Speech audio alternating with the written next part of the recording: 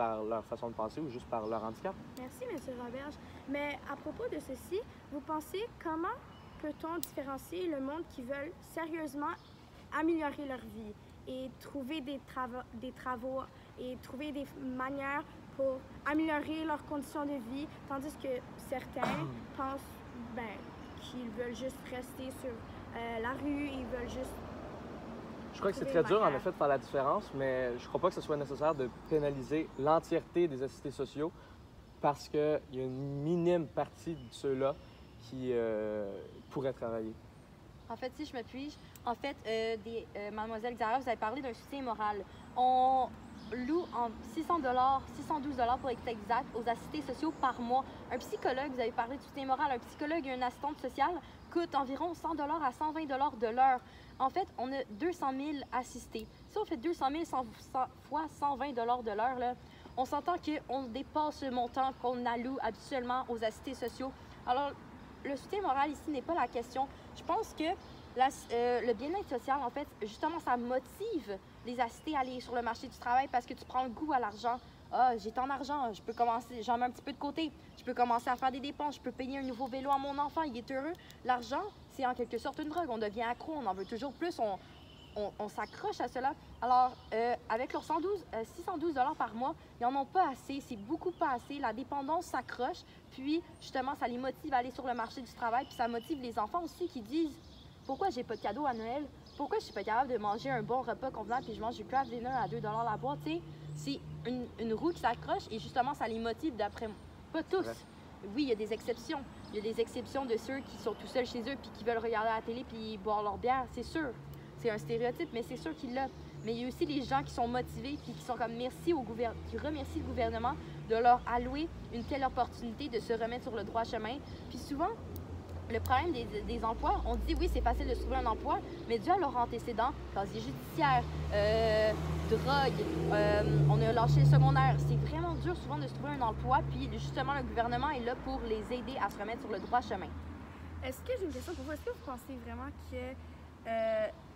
Moi, je pense que en plus, c'est prouvé, j'ai lu ça dans le magazine Voir, oui. Que les personnes qui sont là, bien sûr, encore là, c'est un stéréotype, oui. Je dis pas tout le monde, mais quelques-unes, en fait, le plus de temps qu'on leur donne, qui sont assistés sociaux, donc que le gouvernement leur donne de l'argent, ils deviennent, en fait, c'est le contraire de ce que vous dites, ils deviennent habitués à ça et à cette aide, et en fait, ils restent ils sont confortables dans ça, alors ils veulent pas changer, ils restent, puis ils sont contents de leur situation, ils sont confortables dans ça. Ils sont confortables, mais ils vivent quand même dans la misère.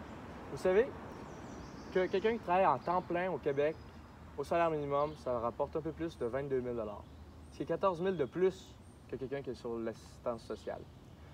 Ce qui veut dire que si une personne désirait vraiment avoir travaillé, elle le ferait parce qu'elle pourrait avoir plus d'argent.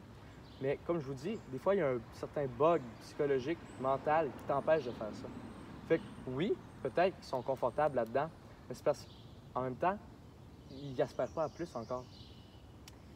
Si je peux me permettre ici, on parle d'argent depuis tantôt, on sort des statistiques, des grands nombres assez impressionnants, mais soyons d'accord ici, le Québec, nous, à la base, nous ne sommes pas une province, que dis-je, riche ou vraiment qui possède beaucoup d'argent. Donc, selon un article ici de Radio-Canada qui a été publié il y a environ 8 ans, ça dit « La province n'a jamais connu autant d'itinérance depuis 20 ans. Le nombre de personnes sans domicile fixe augmente autant en région qu'à Montréal. Une problématique qui inquiète les organismes sociaux car les ressources ne suivent pas. » Puis, puisque nous sommes ici une province qui n'est pas riche, comme nous disons, qui aide le gouvernement à payer justement pour que ces gens-là puissent vivre à tous les jours? Dans la collectivité des contribuables. Mais pas seulement. Nous, les citoyens Exactement. de la classe moyenne, c'est sur notre dos, puis ces gens-là, ils sont là, ils traînent dans la rue. Bien sûr, si je me mettais à leur place, je ne connais pas leur passé, puis peut-être qu'ils ont vécu quelque chose de terrible et que si j'avais vécu la même chose, je me serais peut-être ramassée à la même place qu'eux. Mais moi qui me met dans la place du citoyen de classe moyenne qui doit payer à chaque année un petit peu pour justement faire vivre ces gens-là et qu'à chaque année, pourtant, il y en a encore plus, il y a de quoi se poser des questions. Mais aussi, vous payez pour construire des nouveaux ponts, vous payez pour vos routes, vous payez pour la construction de nouveaux de développement, de développement de médicaments, vous payez aussi pour les enfants qui s'en vont en centre d'accueil. Mais les routes, vous les utilisez pas tous pourtant, puis vous chialez pas.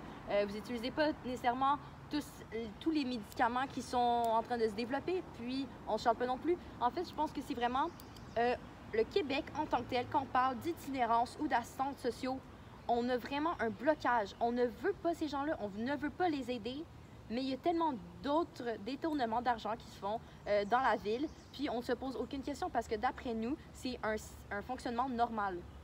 Je suis d'accord, mais là ici, quand on parle de routes ou de médicaments, même s'il ne s'agit pas de moi, on peut tous en bénéficier. Quelqu'un va en avoir besoin à quelque part dans le monde, c'est certain.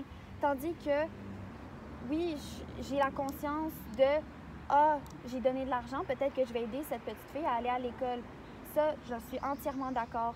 Mais les personnes qui s'en servent d'une mauvaise manière, c'est là qu'on doute.